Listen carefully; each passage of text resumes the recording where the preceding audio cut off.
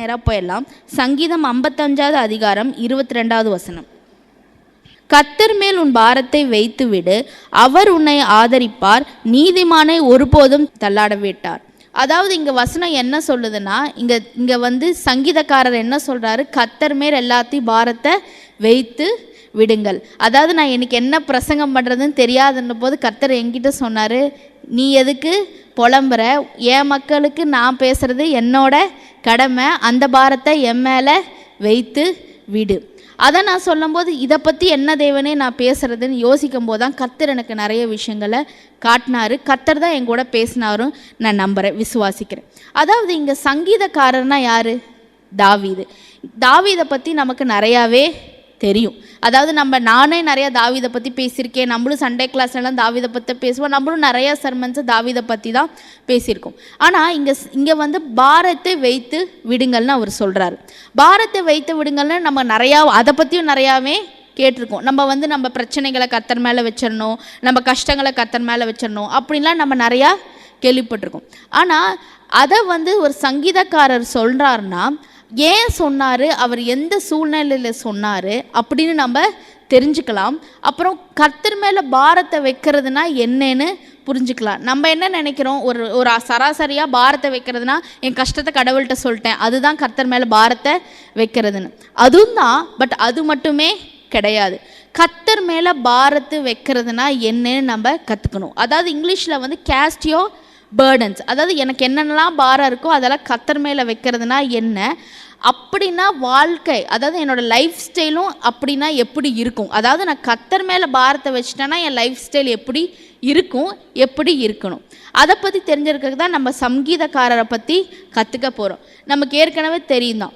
ஏன் தாவீது ரொம்ப ஸ்பெஷல்னா, அவரை தான் வந்து இந்த பைபிள்லே கர்த்தர் சொல்கிறாரு என் இதயத்துக்கு ஏற்றவன். அது மட்டும் இல்லை, நீங்கள் மத்தேயு அதிகாரத்தில் 1வது அதிகாரம் 1வது வசனத்தில் படிச்சிங்கன்னா அங்கே என்ன எழுதியிருக்குன்னா, ஆபிரகாமின் குமாரனாகிய தாவீதின் குமாரனாகிய இயேசு கிறிஸ்துவின் வரலாறு.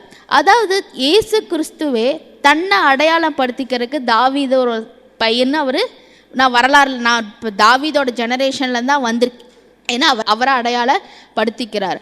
அப்படின்னா தாவீதில் ஏதோ ஒரு ஸ்பெஷல் இருக்குது. தாவீது, அதாவது இன்னும் நம்ம சொல்ல போனோம்னா தாவீதோட லைஃப் வந்து இன்றைக்கி நம்ம யோசேப்பு பற்றி நிறைய கேட்டோம். யோசேப் மாதிரி பர்ஃபெக்டான லைஃப்லாம் தாவீது கிடையாது. அவர் ஒரு கீழ்ந்தான் வந்தார், அவரு விழுந்தார், அவரும் பாவம் செஞ்சார். ஆனால் அவரை தான் கர்த்தர் சொல்கிறாரு என் இதயத்துக்கு ஏற்றவனு சொல்கிறாரு. அவரை தான் தன்னையும் அடையாளம் படுத்திக்கிறாரு, நான் தாவீதின் குமாரன். அப்போ தாவீதுக்கிட்டேருந்து நம்ம என்னமோ கற்றுக்கணும். இங்கே வந்து என்ன கற்றுக்க போகிறோன்னா, கர்த்தர் மேல் பாரத்தை வைத்து விடுங்கிறத பற்றி கற்றுக்க போகிறோம்.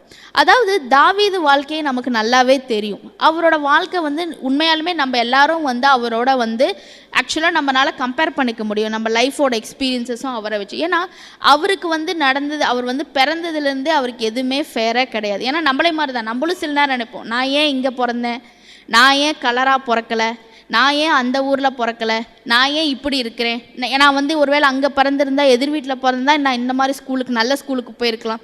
அந்த மாதிரி தான் தாவீதும். ஏன்னா அவருக்கு வந்து அவர் அண்ணாக்களை வந்து அவங்க அப்பா நம்பி கவர்மெண்ட் ஜாபுக்கெல்லாம் அனுப்புனார் ஒழிய அவர் என்ன நினச்சார், அவங்க அப்பா தாவீதுக்கு எந்த டேலண்ட்டுமே கிடையாது, தாவீதுக்கு ஏற்ற வேலை என்னென்னா இந்த ஆடுகளை மேய்ச்சிக்கிட்டு இருக்கதான். அதாவது வந்து தாவீதை வந்து சொந்த பேரண்ட்ஸே வந்து ரொம்ப அற்பமாக நினச்சாங்க. அவர் மேலே ஒரு பெரிய அபிப்பிராயமோ அவர் பெருசாக வருவாரோன்னெலாம் நம்பலை. ஆனால் வந்து தாவீது தான் இஸ்ரவேலோட முதல் அஃபிஷியலான ராஜா. அப்புறம் இப்போ வரைக்குமே தாவீதை தான் பெரிய கிங்காக வந்து இஸ்ரேல எல்லாருமே சொல்லுவாங்க. டேவிட் தான் கிரேட்டஸ்ட் கிங்குன்னு தான் சொல்லுவாங்க. ஸோ தாவீதுக்கு வந்து ஸ்டார்டிங் வந்து எப்படி வேணாலும் இருக்கலாம், ஆனால் அவரோட ஃபினிஷிங் வந்து ரிமார்க்கபிள், அதாவது வந்து சிக்னேச்சர் ஃபினிஷிங்னு சொல்லுவாங்க. கடவுள் வந்து அவருக்கு பெட்டரான ஒரு பெஸ்ட்டான எண்டை கொடுத்தாரு. இதெல்லாம் நான் ஏன் சொல்கிறேன்னா, நம்ம வந்து தாவீது வந்து பாரத்தை வச்சிருன்னு சொல்கிறதுனால அவருக்கு வந்து பாரம் வந்து கம்மியாக இருந்ததுனால அப்படி சொன்னாரா? இல்லை, நம்ம எல்லாத்தை விடையுமே தாவீதுக்கு கஷ்டங்கள் அதிகம். ஏன்க்கா அப்படி சொல்கிறீங்க? ஏன்னா தாவீதுக்கு வந்து அவர் வந்து ஒரு டீனேஜில் இருக்கும்போதே அவருக்கு வந்து ஒரு அழைப்பு வந்துருச்சு, நீங்கள் தான் நெக்ஸ்ட்டு கிங்குன்னு. அதாவது நமக்குமே வந்து சின்ன வயசுலேயே கொஞ்சம் டீனேஜோ நம்ம காலேஜ் டைம்ஸ்லையோ இல்லை ஒர்க் டைம்ஸ்லேயோ நமக்கே கர்த்தர் வந்து ஒரு வாக்குத்தத்தம் கொடுத்துருப்பார், நிறையா வாக்குத்தத்தம் கொடுத்துருக்காங்க. நீ வந்து உங்கள் வீட்டில் இருக்கிற நீ தான் உங்கள் வீட்டிலே ஃபஸ்ட்டான விஷயங்களை செய்ய போகிற, நீ பெருசாக இருக்க போகிற, நீ ஆசீர்வாதமாக இப்போ நீ தலையாக இருப்ப, நீ வாளாக இருக்க மாட்ட, நீ வந்து கடன் வாங்க மாட்ட, நீ வந்து சிறந்த, அந்த மாதிரி பல விஷயங்கள் கர்த்தர் நமக்கு வாக்குத்தத்தங்கள் தாவீதுக்கு வந்து கொடுத்த மாதிரி நமக்கும் கொடுத்துருக்காரு. ஆனால் தாவீதுக்கு அந்த வாக்குத்தத்தம் நிறைவேறதுக்கு பல காலங்கள் ஆச்சு. அந்த வெயிட்டிங் பீரியட் வந்து சிம்பிளாக இருந்திருந்தா கூட பரவாயில்ல, அவருக்கு வெயிட்டிங் பீரியட் ரொம்ப கடினமாக இருந்தது. என்னக்கா சொல்கிறீங்க கடினமாக இருந்ததுன்னா? அவர் உயிருக்காக ஓடிட்டு இருந்தார் இல்லைங்களா? சொல்லப்போனால் அந்த இவர் வந்து அவரை வந்து ராஜா வந்து அவரை வந்து துரத்துனார், சவுல் வந்து அவரை துரத்துனார். அவர் உயிருக்காக போராடிட்டு இருந்த கடினமான காலங்களில் தான் தாவீது வந்து நிறைய சங்கீதங்களை எழுதியிருக்காங்கன்னு பைபிள் ஸ்காலர்ஸ் சொல்கிறாங்க. இந்த சங்கீதமும் அப்படி தான்.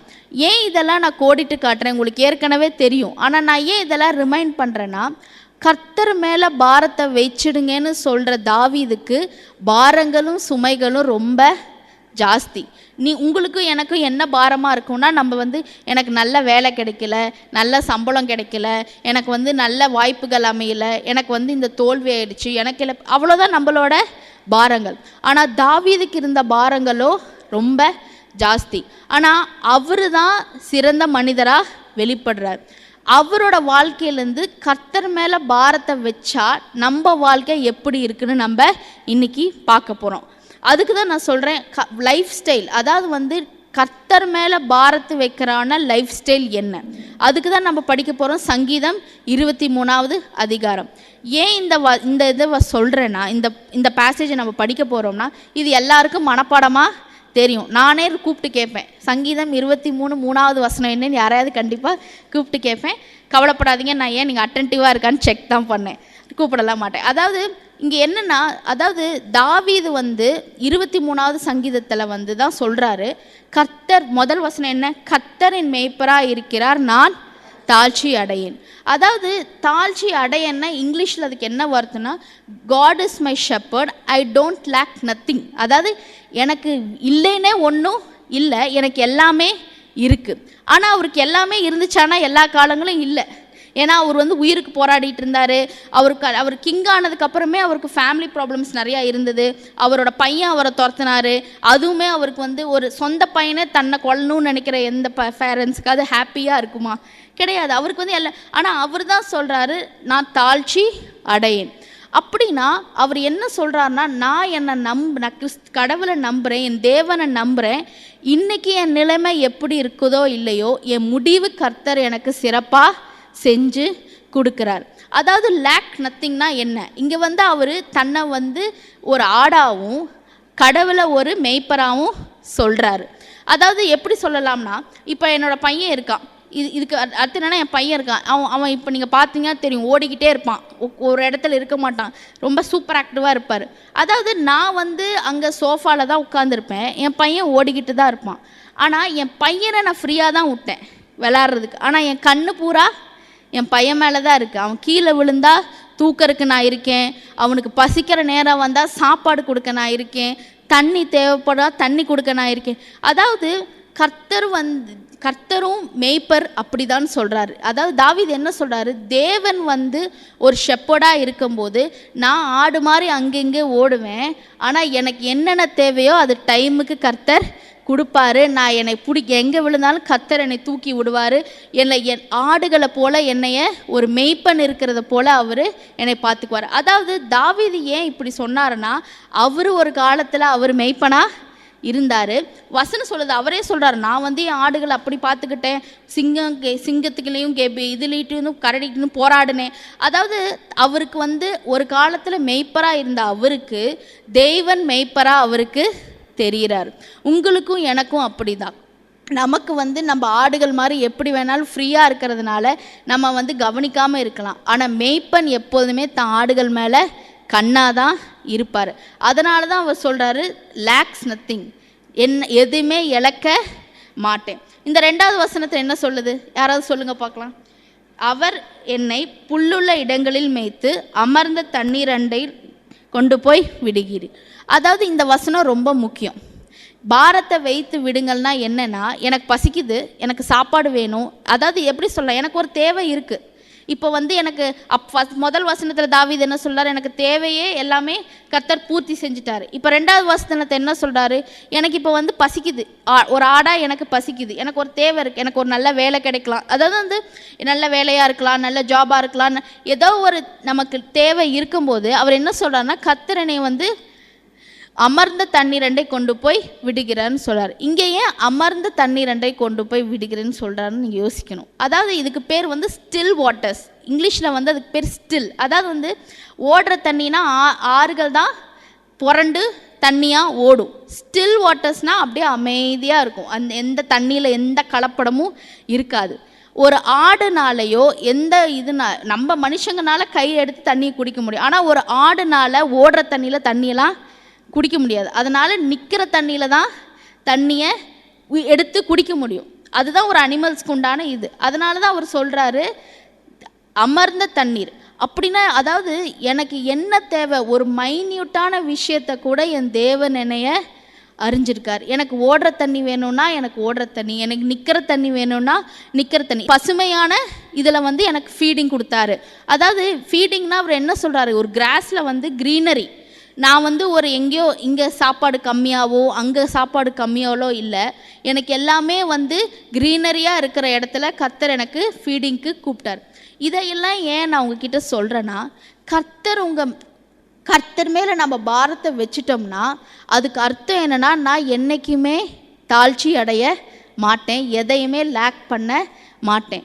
ரெண்டாவது, எனக்கு என்ன தேவையோ எப்படி தேவையோ கர்த்தர் அதை டைமுக்கு கொடுப்பாரு. எப்படி கொடுப்பாரோ, எனக்கு தேவை, நான் எப்படி சாப்பிட முடியும், என்னால் எப்படி அதை தாங்க முடியுமோ அந்த அளவுக்கு கர்த்தர் எனக்கு கொடுப்பாரு.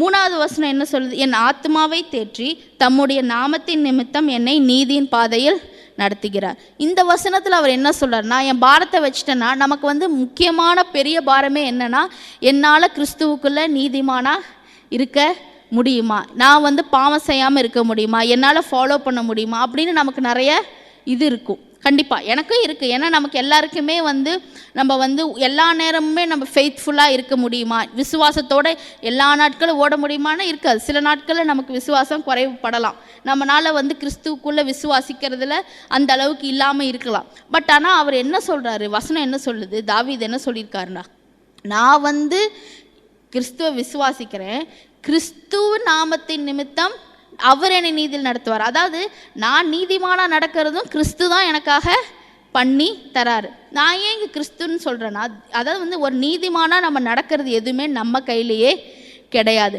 தேவ கிருபையில் தான் நடக்குது. இந்த வசனத்தில் நம்ம ஒவ்வொன்றா பார்த்தோம்னா இங்கே எதுவுமே வந்து தாவீது அவருக்கு செய்கிற விஷயங்களே கிடையாது, எல்லாமே தேவன் தான் தாவீதுக்கு செய்கிற விஷயங்கள். நீங்கள் தேவனுக்கு உங்கள் பாரத்தை வச்சுட்டிங்கன்னா, அதாவது நீங்கள் தேவன் பாரத்தை வச்சுக்கிட்டிங்கன்னா அந்த மேய்ப்பன் உங்களை பார்த்துக்குவார்னு நீங்கள் நம்புனீங்கன்னா இது எல்லாம் ஆட்டோமேட்டிக்காக தேவனே தான் செய்கிறது. அது மட்டும் இல்லை, நீங்கள் மீதி இருக்கிற வசனங்களையும் வாசிக்கலாம். என் சத்துருக்களுக்கு முன்பாக என் பந்தியை ஆயத்தம் பண்ணினார். அதாவது வந்து அவர் வந்து சவுலுக்கு ஓடிக்கிட்டு இருந்த காலத்தில் நிறைய பேர் வந்து தாவீதுக்கு எதிராக இருந்தாங்க. அதாவது வந்து 2 டீமாக தான் பிரிஞ்சிருந்தாங்க. கொஞ்சம் பேர் சவுலு கூட இருந்தாங்க, ஆக்சுவலாக நிறைய பேர் தான் சவுல் கூட இருந்தாங்க, கொஞ்சம் பேர் தான் தாவீது கூட இருந்தாங்க. யாரெல்லாம் தாவீதுக்கு எதிராக நின்னாங்களோ அவங்க எல்லாம் தாவீது ஒரு நாள் ராஜாவாகிறத அவங்க பார்த்தாங்க. இதெல்லாம் அது மட்டும் இல்லை, இதோட இன்னொரு வசனம் என்ன சொல்லுது, நான் வந்து மரண பள்ளத்தாக்கில் நடத்தாலும் பொல்லாப்புக்கு பயப்படுறேன், ஏன்னா தேவரீர் என் கூட இருக்கிறீர், உமது கோலும் உமது தடியும் என்னை தேற்றும். இந்த வசனத்தில் அவர் என்ன சொல்கிறாருன்னா, எனக்கு வந்து லைஃப்பில் எல்லாமே வந்து ஹாப்பியாக இல்லை, அவரோட வாழ்க்கையும் அப்படி தான். அவருக்கு மரண பள்ளத்தாக்குன்னா அவர் என்ன சொல்கிறாரு, நான் வந்து சவுலுக்கு என் உயிருக்கு பிடிச்சிட்டு ஓடின காலங்களில், ஆனால் அவர் வந்து நினைக்கல நான் சாவேன்னு அவர் நினைக்கல. அதை தான் சொல்கிறாரு, என் தேவன் என் கூட இருக்கும்போது கண்டிப்பாக இந்த பள்ளத்தாக்குலேருந்து வெளியே வந்துடுவேன். நம்ம லைஃப்லேயும் உங்கள் லைஃப்லேயும் என் லைஃப்லேயும் கண்டிப்பாக எல்லா நாளுமே வந்து பச்சை பசேல்னு இருக்குன்னு, வாழ்க்கைனா மேற்ற கீழகள் அப்ஸ் அண்ட் டவுன்ஸ் இருக்கும். அதனால தான் கர்த்தர் இயேசு கிறிஸ்துவே சொல்கிறார், இந்த உலகத்தில் உங்களுக்கு உபத்திரவங்கள் உண்டு, ஆனால் திடன் கொள்ளுங்கள், நான் உலகத்தை ஜெயித்தேன். உங்களுக்கும் எனக்கும் லைஃப்பில் எல்லாமே பீஸ்ஃபுல்லாக ஹாப்பியாக நடந்தால் தான் தேவன் நம்ம கூட இருக்கிறாருன்னு அர்த்தம் கிடையாது. நம்ம கஷ்டங்கள்லையும் பாதைகளில், நிந்தைகளில், பிரச்சனைகளில், நம்ம எடுத்த தப்பான முடிவுகளில், இல்லை மற்றவங்க நமக்கு பண்ணுற பிரச்சனைகளில், எல்லா நேரத்துலேயுமே கர்த்தர் நம்ம கூட தான் இருக்கிறார். அதனால தான் தாவீது சொல்கிறாரு, என் மரணையிலிருந்து பள்ளத்தாக்கில் நடந்தாலும் நான் பயப்படலை, ஏன்னா நீங்கள் என் கூட இருக்கிறீங்க. நீங்களும் நானும் கர்த்தர் மேலே பாரத்தை வைக்கிறதுன்னா அர்த்தம் என்னென்னா, நான் ஒரு பிரச்சனைக்குள்ளே இருந்தாலும் அந்த பிரச்சனையிலேருந்து கண்டிப்பாக வெளியே வருவேன். இந்த பிரச்சனை என்னை என்றைக்குமே முடிக்காது, ஏன்னா என் தேவன் என் பிரச்சனைகளெல்லாம் விட பெரியவர். அடுத்த வசனம் பார்த்தீங்கன்னா, அவரது கோலும் அவரது தடியும் என்னை தேற்றும்னு இருக்குது. அதாவது கோலும் தடினா என்னென்னா, அதை மோஸ்ட்டாக எதுக்கு யூஸ் பண்ணுவாங்கன்னா, இந்த லயன்ஸ் இதெல்லாம் வருதில்ல, அதெல்லாம் விரட்டி விடுறதுக்கு தான் மோஸ்ட்டாக கோலெல்லாம் அந்த குச்சியெல்லாம் வர அட்டாக் பண்ண வர அனிமல்ஸ் எல்லாம் அடிப்பாங்க. அதாவது அந்த குச்சி இதெல்லாம் எதுக்குன்னா, என் தேவன் என்னை பாதுகாப்பார். அதாவது ஒரு பிரச்சனை என்னை மேற்கொள்ளாது, இந்த பிரச்சனையை நான் மேற்கொள்வேன். அதாவது இந்த மரண இருளின் பள்ளத்தாக்குன்னா, இந்த பள்ளத்தாக்கு நிரந்தரம் கிடையாது. இந்த பள்ளத்தாக்கு ஒரு நாள் முடிய போகுது. ஒருவேளை நம்ம பிரச்சனைக்குள்ளே இருக்கலாம், பள்ளத்தாக்குக்குள்ளே இருக்கலாம், சில நாள் கஷ்டங்கள் இருக்கும், வேலை கடினமாக இருக்கலாம், படிப்பு கஷ்டமாக இருக்கலாம், அதாவது உறவுகளுக்குள்ள கஷ்டங்கள் இருக்கலாம். ஆனால் அது எல்லாமே பிரச்சனைன்னு சொல்ல முடியாது. ஆனால் அது எல்லாத்துலேயுமே நம்ம தாவீது எப்படி விசுவாசிச்சாரோ, தாவீது எப்படி கர்த்தர் மேல் பாரத்தை வைக்கிறது சொல்கிறாருன்னா, இது எதுவுமே என்னைய முடிக்காது, இது எல்லாத்துலேயும் கர்த்தர் என்னைய மேற்கொள்வார். அவர் கோலும் தனியும் யார்கிட்டருந்து என்னை ப்ரொடெக்ட் பண்ணுமோ அவர்கிட்டருந்து என்னைய ப்ரொடெக்ட் பண்ணும். கடைசியாக என்ன சொல்லுது வசனம்? என் வாழ்நாள் முழுவதும் ஜீவனுள்ள நாட்கெல்லாம் நன்மையும் கிருபையும் என்னை தொடரும். ஆமீன். அதாவது கடைசியாக அவர் என்ன சொல்கிறாருன்னா, அவர் நன்மையும் கிருபையும் தொடரும்னு சொல்கிறாரு. அவர் வாழ்க்கையில் யோசித்து பார்த்தா எல்லாமே நன்மையாவா இருந்துச்சு? கிடையாது, கிருபையாக இருந்துச்சுன்னு நம்ம சொல்லலாம். ஏன்னா கிறிஸ்து தேவன் அவர் கூட இருந்து காப்பாற்றினார். ஆனால் அவர் சொல்கிறாரு நன்மையாக இருந்துச்சுன்னு. ஏன்னா ஒரு கட்டத்தில் தாவீதுக்கு உணர்றாரு, இது எல்லாமே நடக்கிறது எதுக்குன்னா, நான் என்னவா உருவாகணும், கடவுள் என்னை என்னவா உருவாக்குறாருக்கோ அதுக்காக தான் இந்த காரியங்கள்லாம் நடக்குது. அப்போ இது நன்மைக்கு எதுவாய் தான் இருக்குது. வசனம் என்ன சொல்லுது? நம்ம படிச்சிருக்கோம், கிறிஸ்துவை நேசிக்கிறவங்களுக்கு எல்லாமே நன்மைக்கு ஏதுவாய் முடிக்கிறது. தாவீது தேவனை நேசிச்சாரு, அதனால தான் சொல்கிறாரு எல்லாமே நன்மைக்கு ஏதுவாய் இருக்குது. அதாவது நம்ம என்ன நினைக்கிறோம், இந்த சூழ்நிலைலாம் சரி கிடையாது, அப்போ இதெல்லாம் நமக்கு ஃபால், இதெல்லாம் கர்த்தர் நமக்கு வச்சிருக்க திட்டத்துக்கு தேவையில்லாத விஷயங்கள். இல்லை, அது எல்லாமே தான் நம்மளை என்னன்னு உருவாக்குது. அதாவது தாவீது மெய்ப்பனா இல்லைன்னா தாவீதுக்கு ஆடுகளை ப்ரொடெக்ட் பண்ணணும்னு இருக்கிற ரெஸ்பான்சிபிலிட்டி வந்திருக்காது. ஏன்னா அவர்கிட்ட ஒரு ராஜரிகம் பண்ணுற ஒரு நாட்டையே கொடுக்கணுன்னா அவர் எவ்வளோ ரெஸ்பான்சிபிளாக இருக்கணும். அது மட்டும் கிடையாது, அவர் சவுலுக்கிட்ட இருந்து ஓடிக்கிட்டு இருந்தப்போ அவர் தேவனை தான் நம்பினார். அதனால தான் அவரால் போர் பண்ணும்போது அந்த ஸ்கில்ஸ் எல்லாம் அவர் கற்றுக்கிட்டார், அவரை காப்பாற்றிக்க அவர் கற்றுக்கிட்டாரு. அதே நிறைய போர்களை அவர் ட்ராவல் பண்ணதுனால தான் அவர் ஒரு நாள் கிங் ஆகும்போது அவருக்கு அதையே உதவுச்சு. இது எல்லாமே நான் ஏன் சொல்கிறேன்னா, நம்ம கர்த்தர் மேலே பாரத்தை வச்சுக்கிறதுனா என்னென்னா, கர்த்தரின் மேய்ப்பராக இருக்கிற நான் தாட்சி அடைய மாட்டேன். கர்த்தர் எனக்கு நான் கர்த்தர் மேலே பாரமாக வைக்கிறேன்னா எனக்கு என்றைக்குமே லேக்கே கிடையாது. கர்த்தர் மேலே நான் பாரமாக வைக்கிறேன்னா எனக்கு என்ன தேவையோ அது அதாவது எனக்கு அமர்ந்த தண்ணியில் தான் என்னால் தண்ணி குடிக்க முடியும்னா அந்த சூழ்நிலை கர்த்தர் எனக்கு தருவார். கர்த்தர் மேலே பாரமாக வச்சுருக்கேன்னா நான் மரணையின் பள்ளத்தாக்கில், அதாவது நான் எவ்வளோ கஷ்டமான விஷயங்களை நடந்தாலும் இந்த பிரச்சனை என்னை முடியாது, இந்த பிரச்சனை மேலே நான் ஓவர் கம் பண்ணுவேன். கர்த்தர் மேலே பாரமாக வச்சுருக்கேன்னா இந்த விஷயங்கள்லாம் எதுவுமே என் கண்ணுக்கு நல்லதாக படலை, ஆனால் முடிவு இருக்கும்போது இது எல்லாமே நன்மைக்கு எதுவாய் முடியும்னு நான் விசுவாசிக்கிறேன். அதாவது நமக்கு எல்லாமே நல்லா இருக்கும்போது நம்மளால கர்த்தர் மேலே பாரத்தை வேலை வைக்க முடியும்.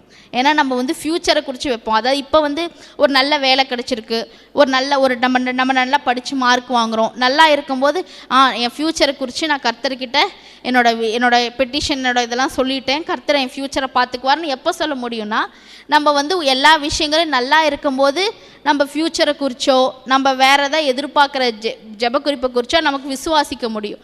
ஆனால் கர்த்தர் மேலே எப்போ பாரமாக இருக்குன்னா, நீங்கள் மெயினாக மரண இருளின் பள்ளத்தாக்கில் இருக்கும்போது தான் நீங்கள் கர்த்தர் மேலே பாரத்தையே வைக்கணும்.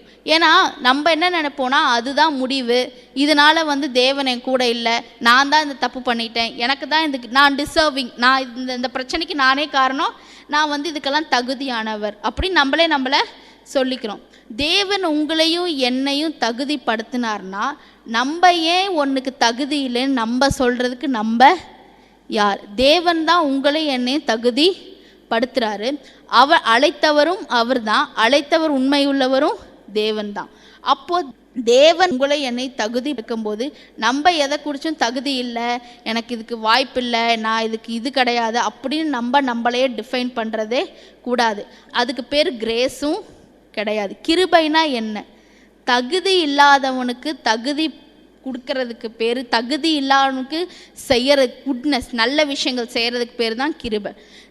அதனால தான் தாவீது சொல்கிறாரு, நன்மையும் கிருபையும். நான் எனக்கு எலிஜிபிளே கிடையாது, நான் பாவம் செஞ்சுருக்கேன், நான் விழுந்திருக்கேன், ஆனால் எனக்கு கிருபை என்னைய ஃபாலோ பண்ணுது. கிருபையால் நீங்கள் எல்லாமே தகுதி அடைஞ்சிருக்கீங்க. கிருபையால் நீங்கள் எதையும் விசுவாசிக்கலாம். கிருபையால் எல்லாமே உங்களால் செய்ய முடியும். கிருபைனா யார்? இயேசு கிறிஸ்து தான் பைபிள் சொல்லுது. நீங்கள் இயேசு கிறிஸ்துவை விசுவாசிக்கும் போது, நம்ம கர்த்தர் மேலே பாரத்தை வைக்கும் போது கர்த்தர் நமக்கு எல்லாத்தையும் செய்வார். அதாவது என் லைஃப்பில் நடந்த ஒரு சின்ன இன்சிடெண்ட்டை சொல்லி நான் முடிக்கணும்னு நினைக்கிறேன், சீக்கிரமாக முடிக்கணும்னு நினைக்கிறேன். அதாவது எனக்கு ஒரு வேலையில் இருந்த ஒரு ஃபேமிலியில் ஒரு ஒரு மணி நீட் இருந்தது.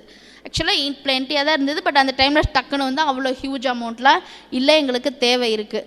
நானும் என் ஹஸ்பண்டும் உட்காந்து பேசுகிறோம், என்ன பண்ணலாம், இந்த மணிக்கு தேவை என்ன பண்ணலாம். எங்கள் பேரண்ட்ஸ்கிட்ட நாங்கள் கேட்கலாம், எங்கள் ஃபாதர்கிட்ட கேட்டால் கொடுப்பாரு, என்னோடய ஹஸ்பண்ட் அவங்க அம்மாட்ட கேட்டால் சப்போர்ட் பண்ணுவாங்க. ஆனால் எங்களுக்கு அதில் விருப்பம் இல்லை.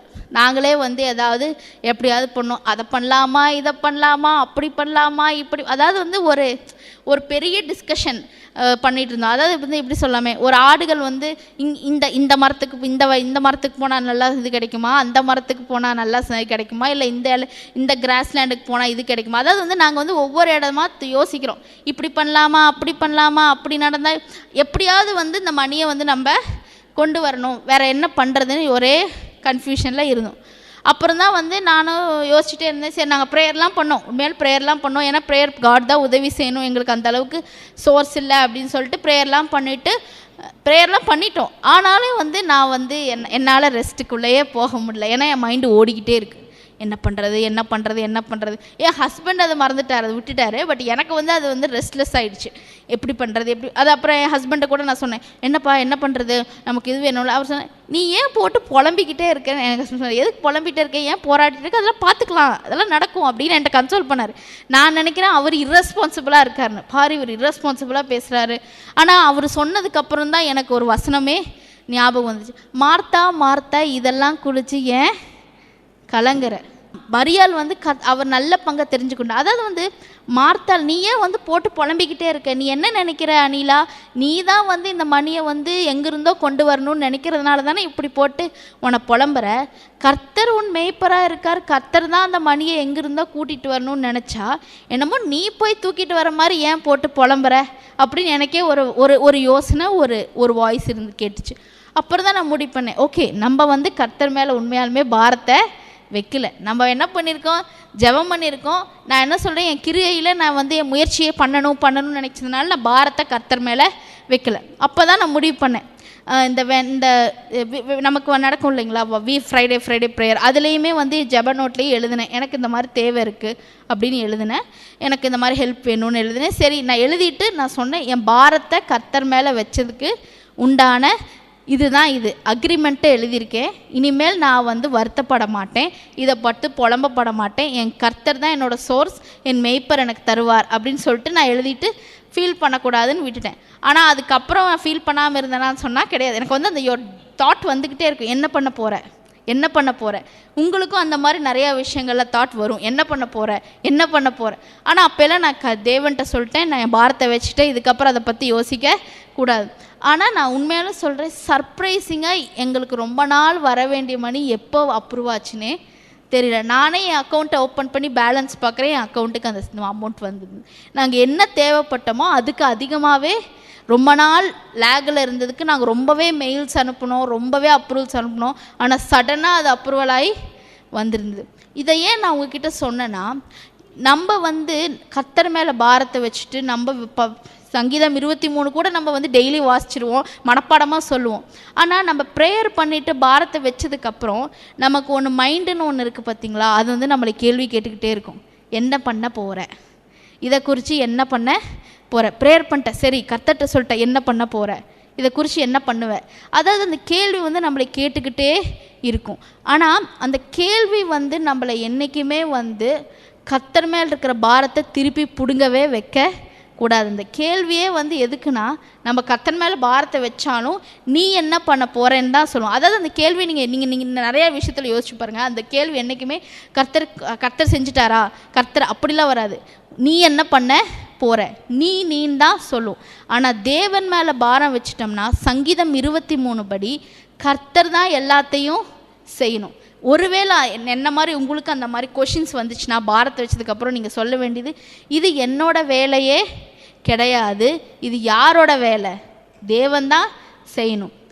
நான் என் பாரத்தை வச்சுட்டேன், எப்படி சங்கீதக்காரனுக்கு கர்த்தர் செஞ்சாரோ அதே மாதிரி நமக்கும் செய் ஆனால் நீங்கள் சொல்லிக்கோங்க. கண்டிப்பாக உங்களுக்கு எதுக்கு நீங்கள் கர்த்தர்கிட்ட ஜெபிக்கிறீங்களோ, எதை குறித்து விசுவாசிக்கிறீங்களோ, எல்லாத்துக்கும் மேலே அவரை நம்பி எதை கொடுக்குறீங்களோ அது எதுவுமே இதே ஆகாது. என் லைஃப்லேருந்து நான் சொல்கிறேன், நான் எதெல்லாம் நானே முடிவு பண்ணி நானே பண்ணது எல்லாமே நிறையா சரியில்லை தான். ஆனால் எதெல்லாம் நான் கர்த்தர்கிட்ட கொடுத்தனோ அது எல்லாமே எனக்கு பரிபூரணமாக சந்தோஷமாக தான் சமாதானமாக தான் முடிஞ்சிருக்கு. உங்களுக்கு அப்படி தான், உங்கள் லைஃப்லேயும் அப்படி தான். நீங்களும் நிறைய யோசிச்சு பாருங்கள். இதெல்லாம் நான் எதுக்கு சொல்லனா, உங்களை என்கரேஜ் பண்ணுறக்கும் எல்லாத்துக்கும் மேலே உங்கள் விசுவாசத்தை நான் அதிகப்படுத்துறதுக்கும் சொல்கிறேன். கர்த்தர் மேலே பாரத்தை வைக்கிறது ஒரு ஜாப்லெஸ்ஸான எதுவுமே நான் சொல்லிவிட்டு நான் சோம்பேறியாக இருக்கிறேன் அப்படி கிடையாது. கர்த்தர் மேலே பாரத்தை வைக்கிறது தான் நீங்கள் பண்ணுற இருக்கலே ரெஸ்பான்சிபிளான விஷயம். ஒரு விஷயம் ரொம்ப முக்கியம்னா அந்த விஷயத்தை நீங்கள் கடவுளுக்கு வைக்கிறீங்கன்னா அந்த விஷயத்துக்கு முக்கியத்துவம் கொடுத்துருக்கீங்கன்னு அர்த்தம். இதே நீங்கள் லைஃப்பில் ஃபாலோ பண்ண வேணாலும் பிரச்சனையாக இருக்கலாம், எப்படி வேணாலும் இருக்கலாம், தேவனை விசுவாசித்து கர்த்தர் மேலே பாரத்தை வச்சிங்கன்னா அதாவது சங்கீதம் 23 படித்து பார்த்தீங்கன்னா உங்கள் அதாவது ஏதாவது ஒரு வசனம் கண்டிப்பாக உங்கள் பாரத்தோட உங்கள் ப்ராப்ளத்தோடு அது கண்டிப்பாக மேட்ச் ஆகும். அப்படி மேட்ச் ஆகும்போது அந்த வசனத்தை எடுத்துக்கோங்க. தேவைன்னா தாழ்ச்சி அடைய மாட்டேன். ஒருவேளை எனிமீஸ் நிறைய பேர் உங்களுக்கு கஷ்டம் கொடுக்குறாங்கன்னா அவங்களுக்கு முன்னாடி கடவுள் உங்களுக்கு கண்டிப்பாக டேபிள் வைப்பார். எல்லாமே பிரச்சனையாக இருக்குது, எதுவுமே நன்மைக்கு எதுவாக நடக்கலைன்னா எல்லாமே கடைசியில் நன்மைக்கு எதுவாய் முடியும். சங்கீதம் 23 ஏதாவது ஒரு வசனம் இருக்கும், கண்டிப்பாக அதை உங்களை டச் பண்ணும். நான் உங்களை என்கரேஜ் பண்ணுறேன். நீங்கள் கர்த்தர் மேலே பாரத்தை வைக்கிறதுனா நான் செஞ்ச மாதிரி முதல்ல அந்த நோட்டில் ப்ரேயர் நோட்டில் எழுதுங்க. எதை பாரமாக அதாவது எதை பிரச்சனையாக நினைக்கிற எழுதுனீங்கன்னா அது நீங்கள் காடுக்கு எழுதுனா அக்ரிமெண்ட் மாதிரி. அதுக்கப்புறம் அதை பற்றி நீங்கள் ஃபீல் பண்ணக்கூடாது, அதுக்கப்புறம் அதை பற்றி இது பண்ணக்கூடாது. விசுவாசத்தில் இருங்க. சங்கீதம் 23 சொல்லுங்கள். எதுக்காக நீங்கள் பிரயாசிக்கிறீங்களோ, எதுக்காக விசுவாசிக்கிறீங்களோ அதை கூடிய சீக்கிரம் கர்த்தர் உங்களுக்கு செய்வார்.